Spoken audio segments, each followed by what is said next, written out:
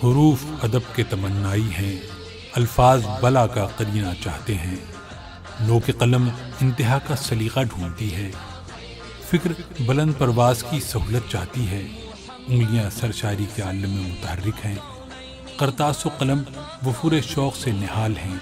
سانسیں عشق کی مہکار چاہتی ہیں اور نگاہیں احترام کا اہتمام کر رہی ہیں، مگر ابن آدم حق ادا کرنے سے عاجز ہے۔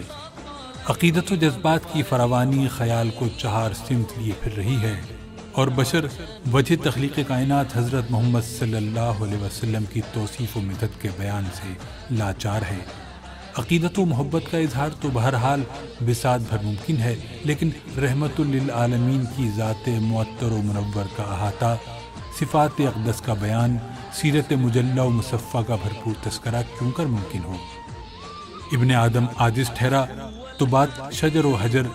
شمس و قمر، قلب و نظر،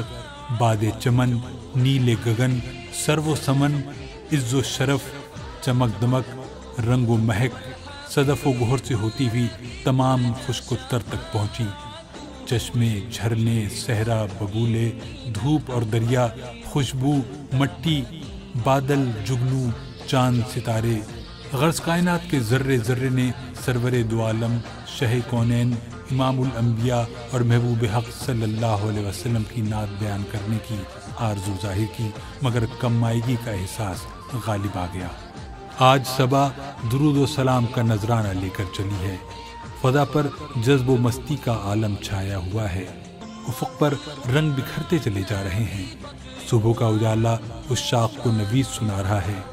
آج کے سورج نے عرب کے صحرا کو اپنی تمازت سے آزاد کر دیا ہے،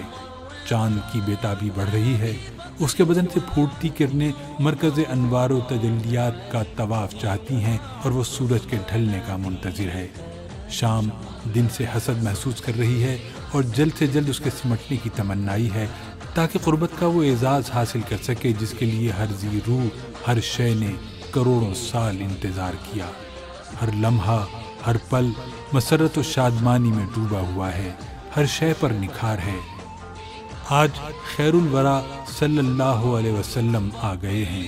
بے کسوں کے دستگیر، غمزدوں کے غمخوار۔ حضرت محمد صلی اللہ علیہ وسلم کی آمد سے بی بی آمنہ کا آنگن مہک رہا ہے اور دائی حلیمہ کی تقدیر کا حرف حرف بدل گیا ہے۔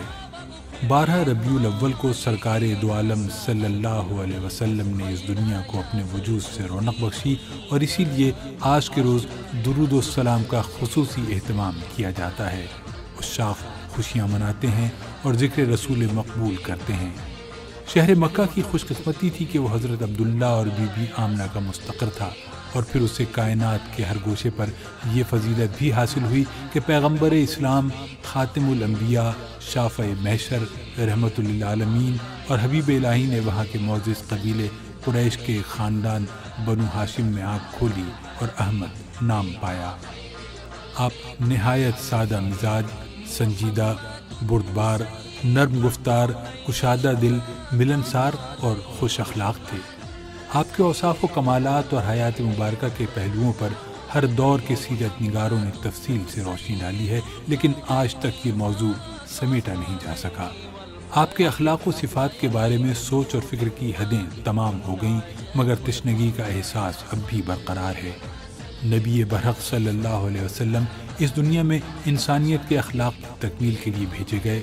اور اسے اپنے عمل سے ثابت کیا۔ کبھی اس عورت کی عیادت کو تشریف لے گئے جو آپ پر کوڑا کرکٹ پھینک کر خوش ہوتی تھی، کبھی ان لوگوں کے لیے دعا فرمائی جنہوں نے آپ کے جسم مبارک کو لہو لہان کر دیا، تو کبھی بدلہ لینے کی طاقت رکھنے کے باوجود اپنے دشمن کو معاف فرما دیا۔ اپنی راست گوئی اور دیانت داری کے باعث صادق اور امین مشہور ہوئے، اور پھر ایک موقع پر ان لوگوں نے بھی آپ کے کردار کی گواہی دی جو حق کے راستے پر نہیں تھے۔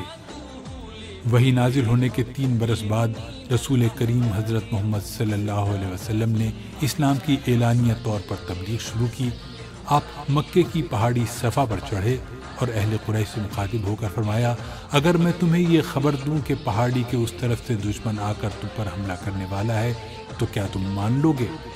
سب نے اقرار کیا، ہم آپ کی بات کو سچ جانیں گے۔